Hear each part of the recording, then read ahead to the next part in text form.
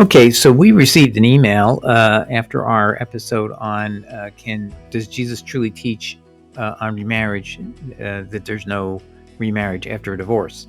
So that was discussed in part 1, and we're discussing there Matthew chapter 5.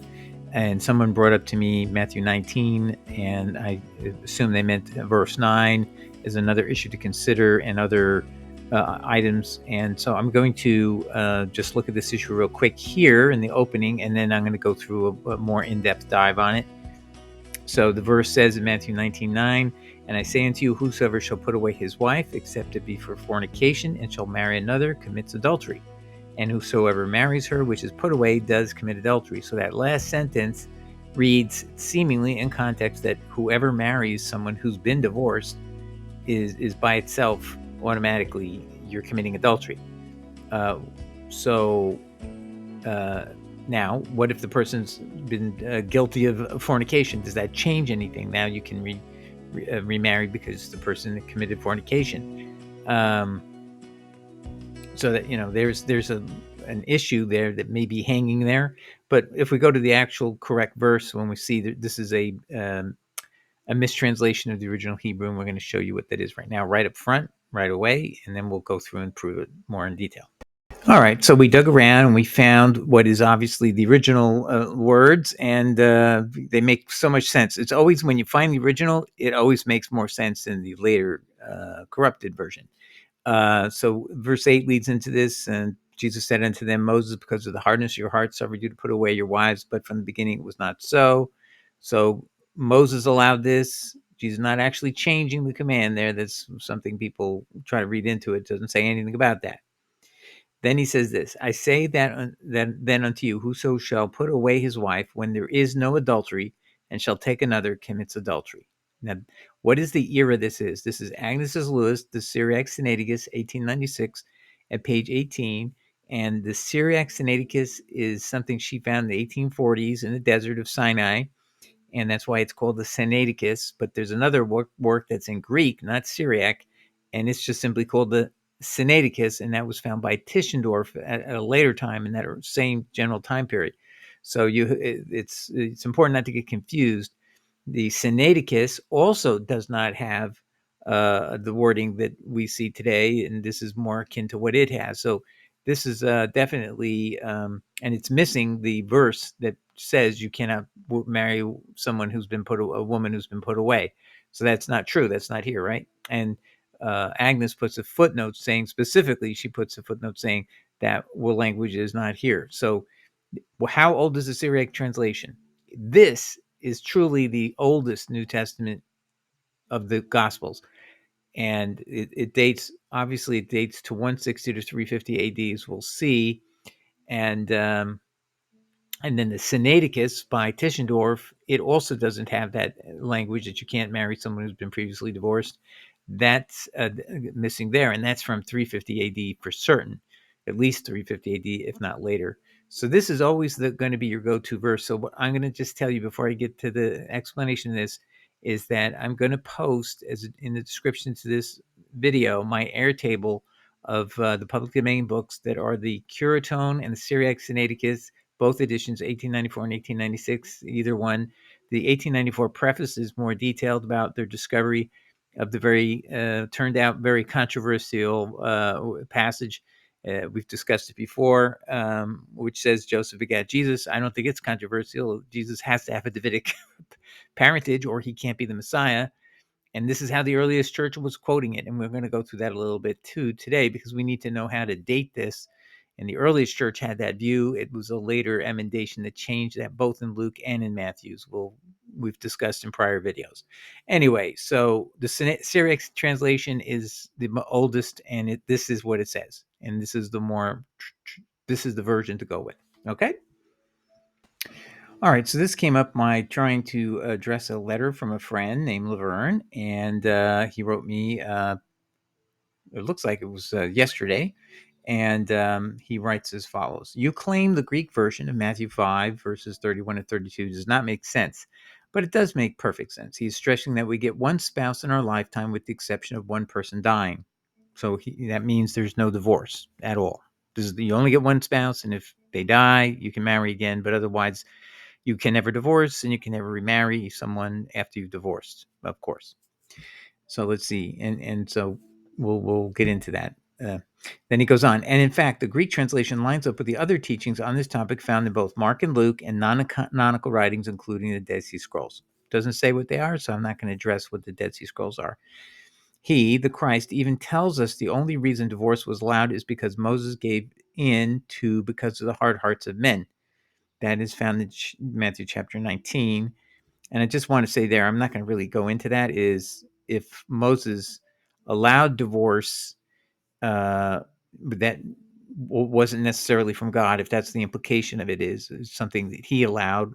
But it seems to me more that it was something changed with man, and Jesus is saying, but due to your hardness of hearts, it was allowed. So I don't know that Jesus is changing anything. He's just simply saying the ideal is what we should go for, not what's allowed to divorce easily.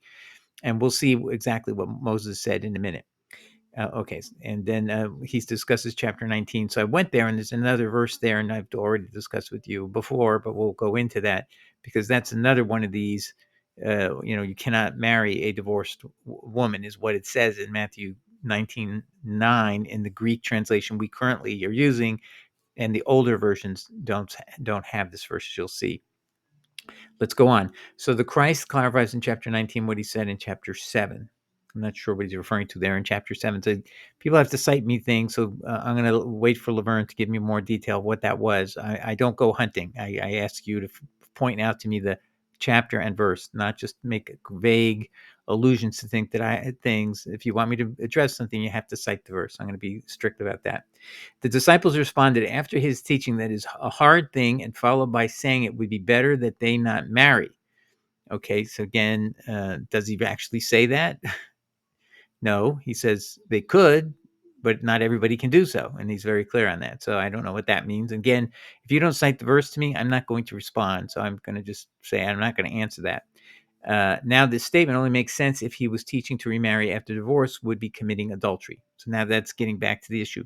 Is it adultery to remarry after you've divorced? And that's the real point here. And that was addressed in Matthew 5:31-32 in the video. Since simply giving a writ of divorce would not be a hard thing to do. So you're saying since it's an easy thing to just give a writ, means that for that reason, Jesus is teaching that remarrying after divorce is always committing adultery. I don't see how the difficulty or the non-difficulty of giving someone a writ tells you whether you can or cannot remarry after you have a divorce. Instead, what it's obvious is the writ is given because it allows you to remarry. Without it, you can't. You're still married, right? So that's the whole point. What is the point of the marriage divorce certificate? And it's clearly specified in the law of Moses, and we'll see. Since simply giving a writ of divorce would not be a hard thing to do. The Christ even went on to say that not everyone can accept his statement. Okay, so not everybody has to do this, whatever the statement is. The Christ even went on to say that not everyone can accept this statement. Please look into this more and examine more than one passage, because such a teaching could lead people to commit the sin of adultery, which is a grievous sin. And I know that is not your intent. And of course not. And thank you very much. I don't want to give incorrect teaching. And that's why I've looked even further. So the two passages where the same thing appears twice, that you cannot marry a person who's been previously divorced, that's in Matthew 5:32 and is in Matthew 19 verse 9. Okay, but we're going to have to discuss now, and we've already discussed and disproved that Matthew 5:31-32 actually contain that, and now we're going to prove to you it definitely didn't. It's not in Matthew 19 verses 9, even though it's there in your Greek, in your King James. It's not there. So this is what I wrote to Laverne back. Thanks for writing. I did extensive double checking. You contend that divorce is never permissible. And if one marries a divorced person, they are guilty of adultery. If this were true, it means the divorce certificate has no purpose and thus is pointless to seek. Yet the certificate's only purpose in the law under Deuteronomy 24 verses 1-4 was to allow a remarriage of both the man and wife, except to one another once they have remarried another and then become divorced from their next spouse. So there's a very minor exception from Deuteronomy 24, 1-4. So you can remarry, it clearly says so, but it says if you and your ex-spouse want to get together and you've already married someone in between after he divorced you the first time, don't remarry him again. That will be adultery, or that would be wrong. So that's prohibited. So let's continue. Before I do so, I will quote Deuteronomy 24 in a moment. Before I do so, let's look at this. You say Jesus means, quote, we get one spouse in our lifetime. And it does make an exception for death. If someone dies, then you could remarry technically. If Jesus said that means we can never divorce, he would violate God's law to Moses. Now, that's the thing is Moses in all respects, in everything he says about the law, divorce, not from God? What seems to me is maybe what Moses does is he softens the grounds to divorce. And you're going to see what they are. They are specified here. And Jesus is making it sound like it should be only in the case of fornication. So tightening it up. Jesus tightening it up. So that doesn't mean this command we're going to read that you can remarry after a divorce certificate is out the window. Instead, what it means is Jesus saying you can divorce and get a marriage certificate when you have a fornication, when you have something a little more egregious than what Moses seems to be saying. And so let's read it. So let's read that in a second here. So the reason I say this is Laverne is saying in essence that Jesus prohibits prohibits getting remarried after you've been divorced, even if you had a divorce certificate. And that's not what Jesus says at all. He's ratcheting up the grounds to get a divorce certificate, if anything. But yet then you have those two errant verses, both in 532 and 19 verse 9, which does appear to say you can't marry a woman who's been previously divorced, which is, again, both instances are false, as I'll show you. This already shown in Matthew 5:32. We're going to show today in 19:9. So let's go on and read what I said here. So this step is a big one. If you were correct, for Jesus will be an apostate. So if Jesus literally says you cannot get remarried after a divorce certificate, that would make Jesus an apostate, because that's clearly allowed in the law. And Jesus did not criticize that as not coming from Yahweh. Okay, so Jesus did seem to have a criticism about the grounds of divorce, but he never crossed the line and said you can't get a divorce at all. Okay, so that's what I'm disputing with Laverne. That's not what it says. So he'd be an apostate in Deuteronomy 13, 1-10, the same book where we read later in Deuteronomy 24, 1-4 in the KJV that says a divorce certificate allows one to get remarried with a narrow exception. And that exception is you could get remarried a second time except to one's former spouse after you were once divorced and married a second spouse. We should not lightly entertain readings, Laverne, that make Jesus contradict Moses. So let's read Deuteronomy 24, 1-4 in the KJV with some care. When a man has taken a wife and married her, and it comes to pass that she find no favor in his eyes. Now that seems very loose right there. But Moses himself is going to tighten it up in a second. So let's keep reading. Because he has found some uncleanness. Now there's where some tightness, some grounds are necessary, but he doesn't specify what they are. So Jesus is implying this vagueness did not come from God. This is something that Moses interjected. And if you notice, Moses isn't quoting God here. So I believe he's inspired by God, but he didn't quote God here. So there's a little flexibility because of that fact. And maybe Jesus is pointing that out. But on the other hand, to actually go radical and say that Jesus is going to undermine or dispute you can never use a divorce certificate to ever get divorced, well, that would be completely just not, there's no foundation to that at all. So let's read that. Because he has found some uncleanness. So again, that's where I think Jesus is pointing a finger at, and that may be the issue of Jesus, but not the rest of it. Then let him write her a bill of divorcement and give it in her hand.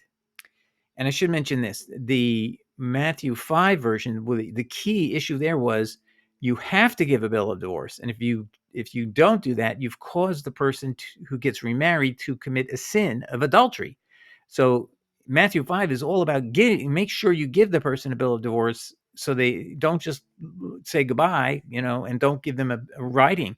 So that was all about having the writ of the writ ready for that person. But if you don't give it at all, you're going to cause adultery. So that has to be the number one priority.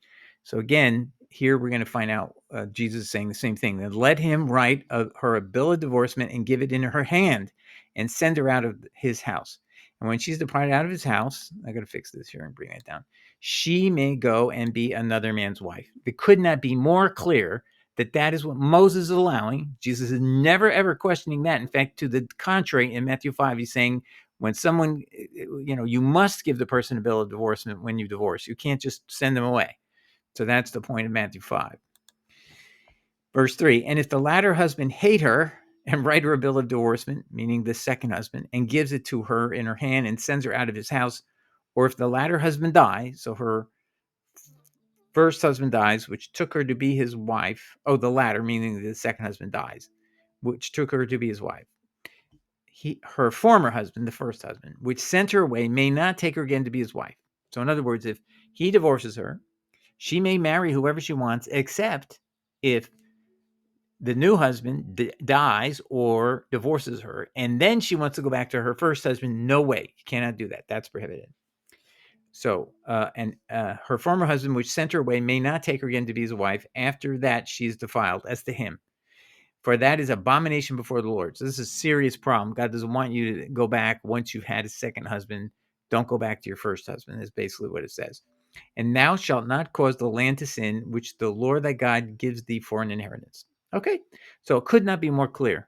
Jesus never questions the idea that the wife divorced would not have a right to be remarried, and except in the mistranslations in Matthew 5:32, and the mistranslation we've already covered, and now we're going to see in Matthew 19:9. So Laverne, the husband may give a bill of divorcement if his wife has some uncleanness, like fornication. Okay, so far. Then Moses expressly says she may go and be another man's wife. Hence, it is not prohibited for her to remarry, and hence another man may marry her. The law continues and mentions an exception applies when remarriage is wrongful if the person she remarries was a prior spouse before her last spouse divorced her. So the law continues and says if she is remarried and then her second husband divorces her, the wife is prohibited from remarrying her first husband. Impliedly, she can remarry anyone else but her former husband. Not even impliedly, I should just say. It simply says she may go and be another man's wife, right? There's no doubt about it. Okay, as I said in the video, that's the subject of this, the Greek text of Matthew 5, verses 31 to 32, and here I'm going to show in Matthew 19, which you cite here, I suppose you meant verse 9, would make Jesus an apostate. So if you take this view that Jesus is saying or implying that if a woman is given a bill of divorce, she can never get remarried, well, that is completely would make Jesus an apostate and violate what Moses is teaching completely. It's like, you wouldn't even have a bill of divorce anymore because there's no point to it. If you can't get divorced, then don't use it. But it's very clear Jesus mandating a bill of divorce in Matthew 5 when you want to do a divorce. That's the key to that whole passage. He's definitely emphasizing that because people were just walking away from marriages and not giving bills of divorce. And he says, if you do that and she gets married without her bill of divorce, you have caused yourself and her to commit adultery when if either one of you gets remarried.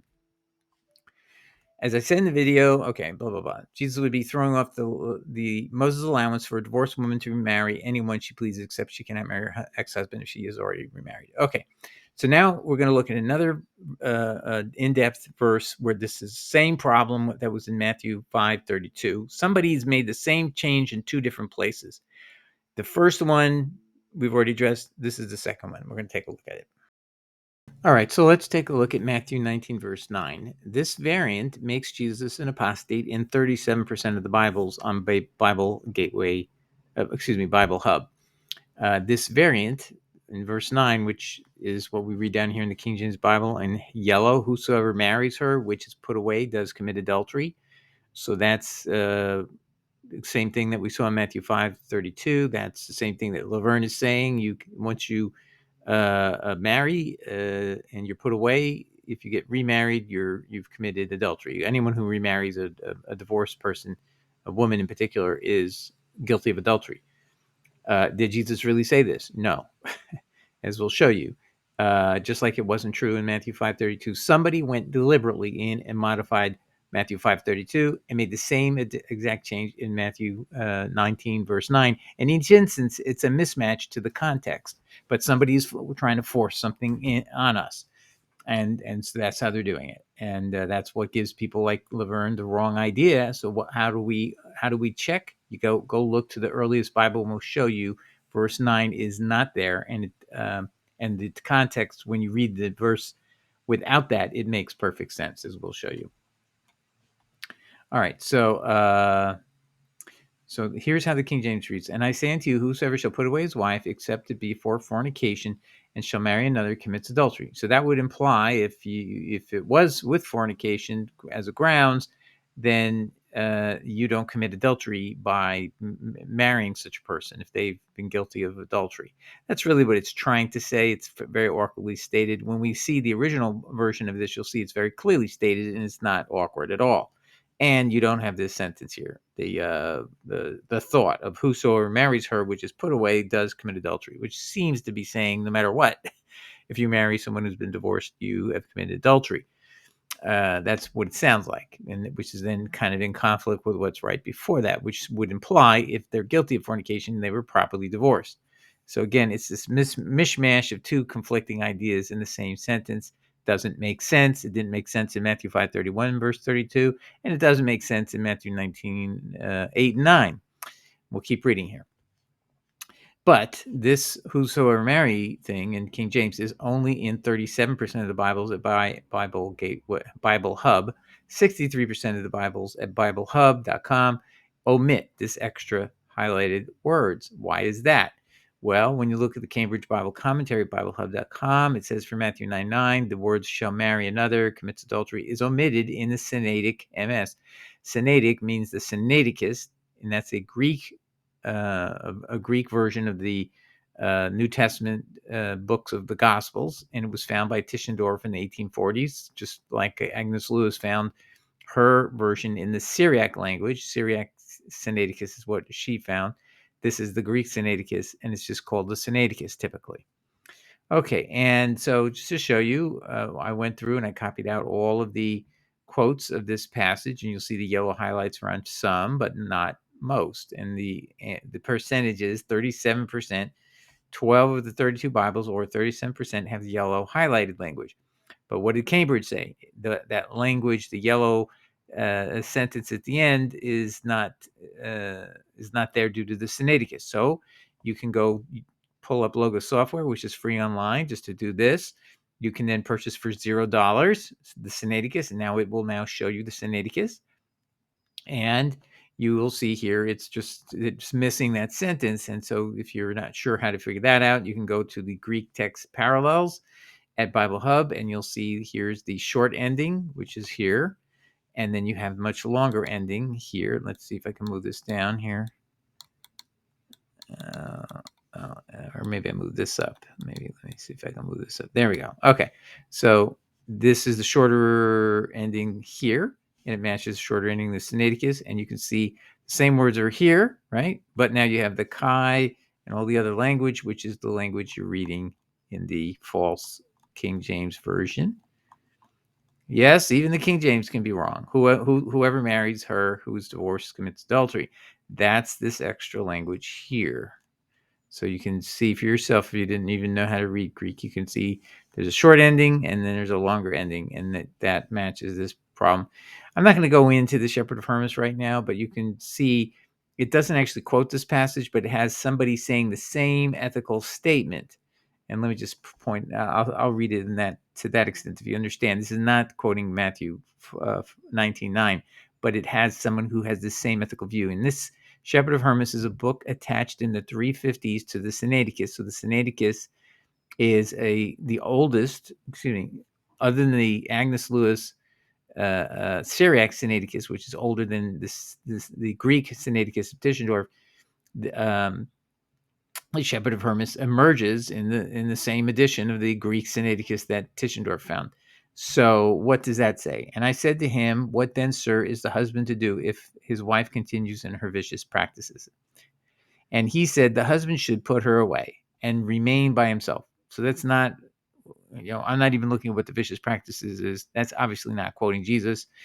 But if you put his wife away and marry another, he also commits adultery. So that's where you get this same concept out of, in this statement. It's just simply saying if you put your wife away, which implies you divorced her, uh, and you then marry another, you've committed adultery, which is completely at odds with the Mosaic law, which is if you put someone away with a divorce certificate, it's not adultery. If you put the person away but don't use a divorce certificate, it would be adultery. That was in Matthew 5.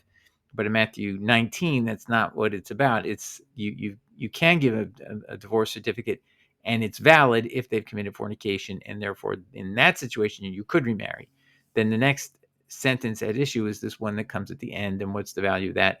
I'm not even going to waste time on Anathanagoras. This is an example of a made up work, in the Middle Ages, and nobody ever cites him in the time period he's supposedly living, and it's just, again, sometimes you just got to know people make up frauds and so on.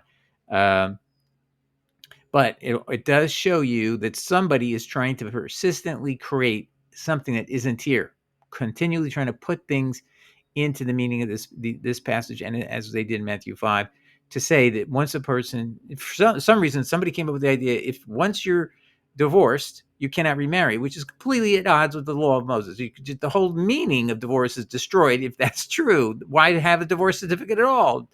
Just say, you can separate, but don't get remarried. That's all you should say. But the whole idea of a divorce certificate in the law was that you could remarry. That's the whole point. And that's definitely in Deuteronomy 24.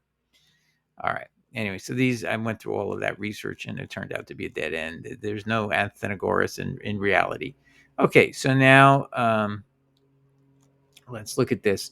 So we're now going to look at the oldest Bible, and this is the Syriac Sinaiticus, the oldest New Testament collection of the four Gospels. It has none of the epistles with it. She finds this in St. Catherine's Monastery in the 1840s. It's called the Syriac Sinaiticus or the Codex Sinaiticus Syriacus, and it's symbolized in brief as SYR, small syr, and small s raised. Cis S, or I would say SYR Sinaiticus. But the word Sinaiticus overlaps with what I mentioned earlier, the Tischendorf Sinaiticus. So it's confusing to people who are even scholars to call it by this name. It's just too close. So what I like to call it is the Sinaiticus palimpsest. So this is a great discovery. And what it was, just so you know, is there was this book in there, and it had a book written on pages in this monastery, and it was a book from 697 AD. So this book is there, and she's looking at it, and you look between the thing, and you go, "Hey, wait a minute! There's a book underneath this book," and it was the four Gospels, and they were basically being overwritten. And so the people in the monastery wanted to make a copy of a later book, but they ran out of paper, and they said, "Hey, let's just use one of the original Bibles," and it turns out it's the oldest New Testament there is. And how do we know it's the oldest? And I'll get to that in a second. But I want to show you the verses missing here, and it's deliberate. It's not an accident or corrupted. So this is the work translation of the four Gospels, the Syriac of the Sinaitic palimpsest, and that's what I prefer to call it, the Sinaitic palimpsest. I'm going to try to. Agnes Smith Lewis, and she and her sister had inherited a great sum of money from their parents, and they decided to use all this to learn an education on Middle Eastern languages and go discover the Bible. And they went into the Sinai, and they found these monasteries, as Tischendorf had done, and they found this even older work than he had found, 1896, and this is the Bible they came up with. And this is Matthew 19, verse 9.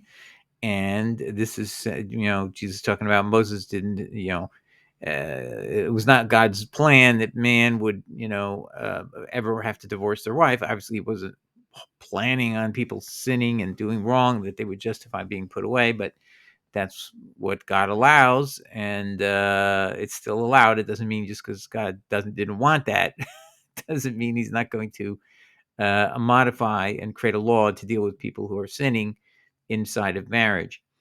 Okay, and I say then unto you, whoso shall put away his wife when there is no adultery, this is what it really says. I say then unto you, whosoever shall put away his wife when there is no adultery, she's done nothing wrong, and shall take another, and that person commits adultery. See, that makes sense. So it's really what the same, that where today it says, except for the case of fornication, just substitute the word adultery, which is really much more blunt than the word fornication.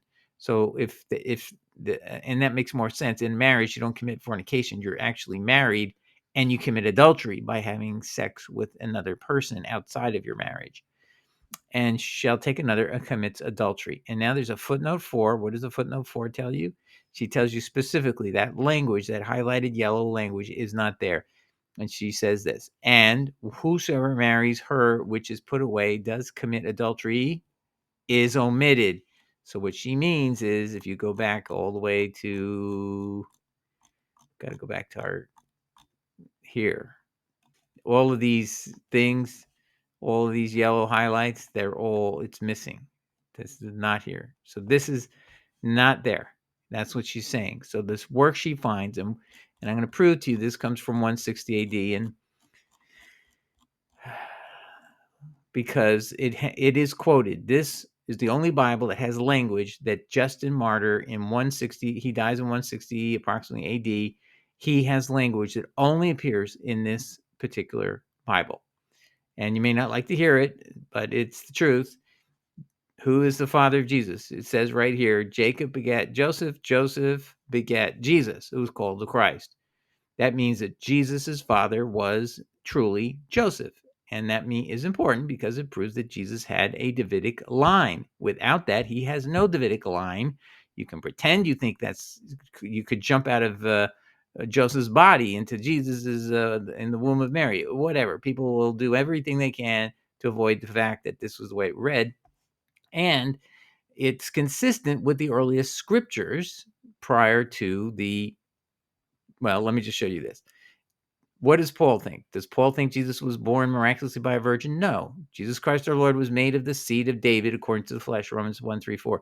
Does Paul in 2 Timothy believe Jesus' father was divinely, without the immaculate conception? No. Jesus Christ was of the seed of David, 2 Timothy 2:8. So he has this wrong impression that Joseph is the father of Jesus. No, he doesn't have a wrong impression. That's how it reads. Of this man, i.e. David's seed, has God, according to the prophets, raised unto Israel's Savior. So this is Luke writing. Of this man's seed, David, God raised unto Israel a Savior. Acts 13, verse 23. So the author of Luke, that has a virgin birth account, supposedly doesn't know there's a virgin birth account yet. Why? Because it was added afterwards. After he finished Acts, and volume 1 was the gospel, so volume 1 comes and then Acts comes too. So it didn't exist when he wrote it, and that's exactly what the early church history shows. And H.R. Mackintosh, a famous Christian theologian in Scotland, wrote in the 3 essays, The Expository Times, volume 12 at 350, as to the Christ's virgin birth, we must say either that Paul knew nothing about it or that he speaks in terms which exclude it. These are terms that exclude it. See, these are terms that exclude it. And same thing for Luke, which is more shocking because, he's the author of a gospel that supposedly includes it. Doesn't have it. It's not really there. How do we really know? Because Justin Martyr, who dies in 164 AD, quotes in 2 different works the words Jacob begat Joseph. And the only place it appears in all of Christian literature is in Agnes Lewis's, the oldest Bible ever found. That Bible I told you that was overwritten by another book that was written in 697 AD, and that's how it was discovered. Underneath all that was this work, and there is Jacob begat Joseph, the husband of Mary, of whom was born Jesus, who was called the Christ, and Joseph begat Jesus, who was called the Christ. Okay, so and this is also in Dialogue of Timothy and Aquila, Joseph begat Jesus, and that's not, nobody knows who's the author of that work. So you've got 2 times Justin Martyr. You've got a really, I call it second, but it's really the 3rd time it appears in literature. It says Joseph begat Jesus in Dialogue of Timothy. And then, of course, you then have the work we're looking at, the Syriac Sinaiticus, or the Sinaitic palimpsest. All right. And when that we read Joseph begat Jesus. So that's how we know this is the oldest New Testament. And that's how we know this language is the original. We have the oldest version, and it's in Syriac, which is close to Hebrew. And so it's easily translating much more accurately from Hebrew to Syriac than it does going from Hebrew to Greek. So that's why we know this is the correct, authentic original right here. And that the King James Bible has somebody has this crazy idea. They've got to tell us and make up a doctrine and put it in Jesus's mouth that a divorced woman cannot remarry. I hate to think of all the women who felt themselves couldn't remarry because of this corruption of the Bible. And until 1896, you couldn't have known for sure it was a corruption. But now we do, and now we need to tell people stop worrying about that. It's not a sin. And Laverne, yes, I would be telling people to do something that the way it reads now, they would be committing adultery. So they have to make a decision. Do we follow the way the Bible originally read, or do we read it by somebody who's a fraud, who added the verses twice in Matthew 5:32 and in Matthew 19:9? All I can say is God's going to have to agree that it's a good faith belief that we should go with the oldest text, and one that actually affirms that Jesus' father is in the line of David instead of mysteriously disappears from the line of David and Jesus has no Davidic lineage and can't be the Messiah.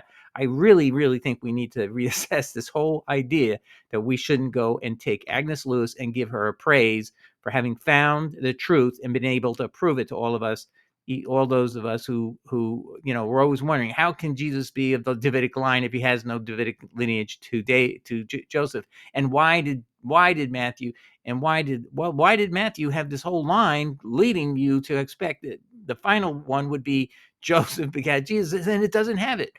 Doesn't make sense. And everything in the Bible should make sense. And you just have to understand there are people who have no ethics who went through our Bible and they love the story they made up, and then they changed the scripture to make it match the story they fell in love with. And now you try to tell people, it's wrong. It wasn't the way it read originally, and you sound like you're the nut. When really what happened is you had a nutty person making up stuff and adding them to our Bible. But people don't like to hear that. I'm not here to tell you things we want to hear. I'm telling you things we need to learn and grow up, because if I was a Jewish critic, what's my number one way to disprove Jesus is the Messiah? I would just simply say, hey, 2 Samuel says he has to be of the flesh and seed of David. And you say, well, wait a minute. Paul says he was of the flesh and seed of David, so there must be.